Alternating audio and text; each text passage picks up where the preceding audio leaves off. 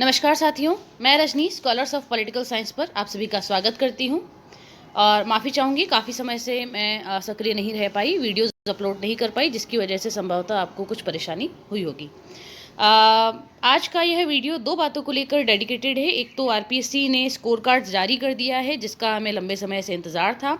तो आज आप स्कोर कार्ड देख पाएंगे उन लोगों का जो कि सिलेक्ट होके आ गए हैं। और दूसरा, आज हम लोग चर्चा करने वाले हैं सेफ स्कोर की, जिसको लेकर आजकल आप लोग बहुत ज़्यादा चर्चा कर रहे होंगे। शुरुआत करते हैं सबसे पहले सेफ स्कोर की। बहुत शॉर्ट वीडियो यह रहने वाला है। हम सेफ स्कोर की चर्चा करते हैं। यहाँ आप देखेंगे कि मैंने जो अपना थर्ड पेपर है उसमें मेरा स्कोर है 26.63 मार्क्स पर ये अंक हैं।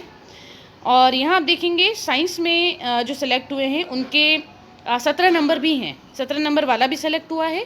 और यहाँ आप देखेंगे पॉलिटिकल साइंस में 30 नंबर वाला भी सिलेक्ट हुआ है। तो सेफ स्कोर का जो चर्चा की जाती है, कितने नंबर लाएं तो सिलेक्शन होगा, ऐसा कोई बार नहीं है, ऐसी कोई सीमा नहीं है। यहाँ आप देखेंगे 17 नंबर वाला भी टॉप 10 में सिलेक्ट हुआ है। यहाँ पे 30 नंबर वाला भी सिलेक्ट हुआ है। मेरे 26.63 मार्क्स हैं, मैं भी सिलेक्ट हुई हूँ। तो सेफ स्कोर का कोई बार नहीं है। आप जितना करें, जितना कर पाएँ वह आपकी क्षमता है। आपका सिलेक्ट होना, अगर आपने मेहनत की है तो वह तय है, भले आप 17 नंबर लाते हैं या 20 नंबर लाते हैं। मैक्सिमम स्कोर देखने को मिला है हमको 38 नंबर जो है, अधिकतम 38 नंबर जो है वह सभी विषयों को, जितने भी विषयों में परीक्षा ली गई थी, 32 विषयों में परीक्षा ली गई थी, 32 ही विषयों में देखा जाए तो करीब 38 नंबर जो है वह मैक्सिमम गेन किए हैं सिलेक्ट हुए लोगों ने। तो there is no bar of safe score in GK paper. मेरा ये मानना है कि सब्जेक्ट में आप दबा के मेहनत करें, सब्जेक्ट आप बहुत अच्छा कर लें तो आपको किसी चीज़ की और ज़रूरत नहीं पड़ सकती है। हम लोगों में, आप लोगों में एक चर्चा रहती है, भ्रांति रहती है कि सब्जेक्ट तो लगभग सबका बराबर होता है। तो यह आपकी गलतफहमी हो सकती है अगर आप ऐसा सोचते हैं तो, क्योंकि सब्जेक्ट सबका बराबर नहीं होता है। कई लोग मैंने ऐसे देखे हैं जो डिग्रियां लेके बैठ गए हैं, एमए 2-2 बार उन्होंने भले कर ली हो, है ना, लेकिन अभी तक उनकी कॉन्सेप्चुअल क्लियरिटी नहीं आ पाई है। तो आप उन लोगों से बेहतर बने ना जिन लोगों में कॉन्सेप्चुअल क्लियरिटी नहीं आ पाई है। लिबर्टिज्म वन वर्ड में क्या होता है बता दें, है ना। आदर्शवाद क्या होता है, एक शब्द में बताना है, लोग नहीं बता पाते हैं। तो ऐसी कॉन्सेप्चुअल क्लियरिटी आपको लानी है जिससे कि आप भीड़ से अपने आप को अलग कर पाएँ। तब आप नहीं कह पाएंगे कि आपके सब्जेक्ट का जो नॉलेज है वह अन्य लोगों के नॉलेज के बराबर होगा। आप लोगों से ऊपर उठ चुके होंगे जब आपका सब्जेक्ट अच्छा है। जैसे कि आप यहाँ देखेंगे कि इनका सब्जेक्ट बहुत अच्छा रहा, इसलिए इनके लिए जीके का कोई मायने नहीं रखा कि जीके में इनके कितने नंबर आए। दूसरा एग्जाम्पल आप यहाँ देखेंगे, इंटरव्यू में कितना स्कोर मिलता है या कितने नंबर मिल सकते हैं। तो 6 से शुरुआत होती है और मैक्सिमम 20 तक, है ना। 6, 7, 8, 9, 10 ये सब लोग सेलेक्ट हुए। जिसको 6 मिला वो भी सिलेक्ट हुआ, जिसको 10 मिला वो भी सिलेक्ट हुआ, और जिसको 20 मिला वो भी सिलेक्ट हुआ, जिसको 8 मिला वो भी सिलेक्ट हुआ, जिसको 10, जिसको 20 मिला वो भी सिलेक्ट हुआ। तो इंटरव्यू में भी इसी तरह का कोई बार नहीं कि 6 नंबर मिले तो बाहर हो जाएंगे, नहीं। आप यहाँ देखेंगे कि इनको 10 नंबर मिले हैं इंटरव्यू में, फिर भी ये सिलेक्ट हुए हैं। तो इंटरव्यू में भी कोई बार नहीं है, इनको 10 मिले हैं, इनको 19 मिले हैं, और भगवान की कृपा से मुझे यहाँ पे मैक्सिमम स्कोर जो इंटरव्यू में किसी ने गेन किया है वह मैक्सिमम 20 नंबर इंटरव्यू पैनल ने दिए हैं, जब जितनी स्कोर कार्ड्स अभी तक हमने देखे हैं, और मुझे 20 नंबर इसमें मिले हैं।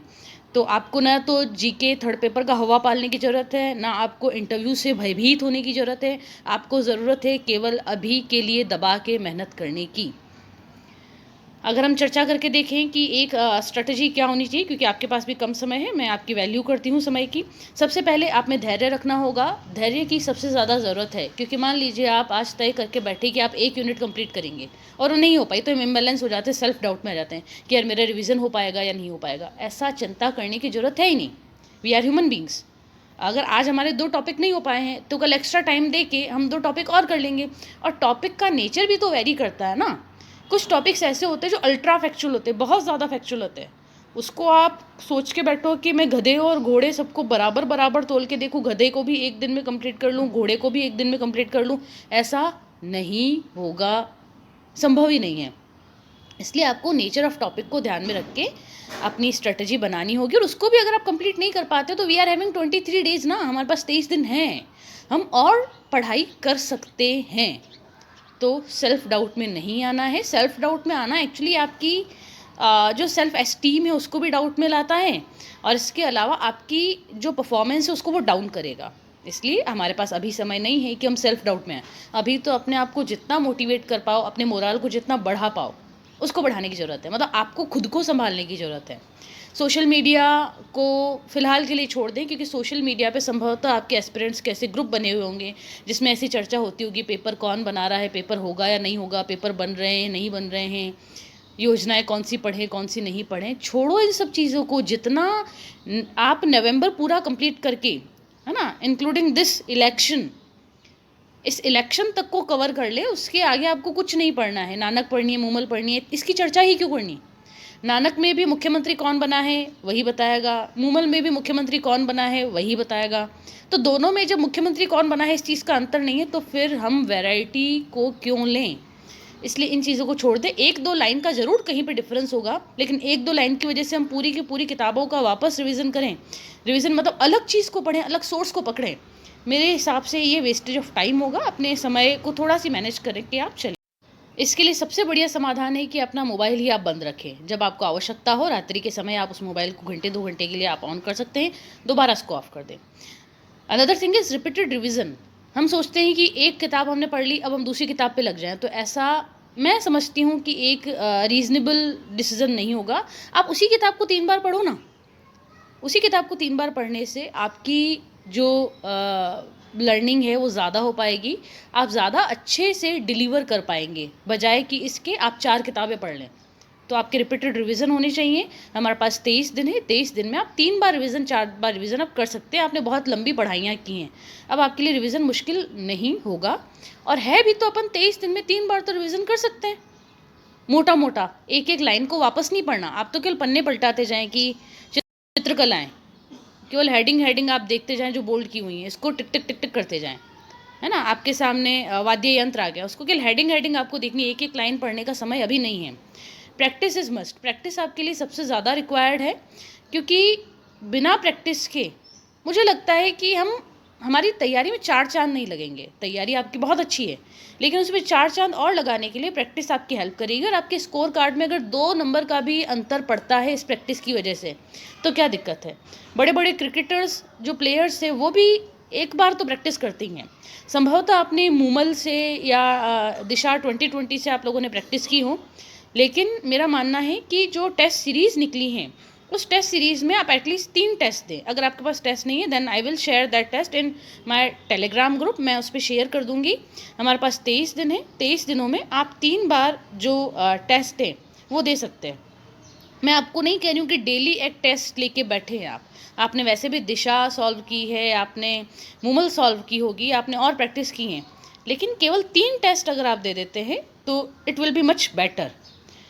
कंटेंट अपना लिमिटेड रखना है, हमको एक ही कंटेंट तक लिमिटेड रहना है। एक से ज़्यादा सोर्सेस लेने पर हम डाउट में आएंगे और हमारी लर्निंग पावर जो है वह भी कमज़ोर होगी। एक ही चीज़ को 5 बार पढ़ेंगे तो कंपैरेटिवली वो हमारे दिमाग में ज़्यादा फिट बैठेगा, इसके बजाय कि हम 5 चीज़ों को पढ़ें।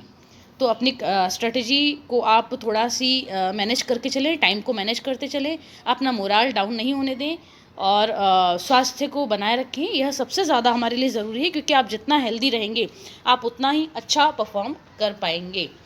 तो इन्हीं शुभकामनाओं के साथ मैं बस यही चाहूँगी कि आज मैं यह वीडियो बना रही हूँ कि आप तैयारी कैसे करें।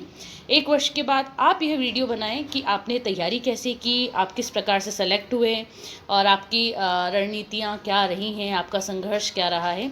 आप इस पर वीडियो बनाएं, यही आपकी और हमारी, हम सभी की सफलता होगी। इन्हीं शुभकामनाओं के साथ शुभम भवतु।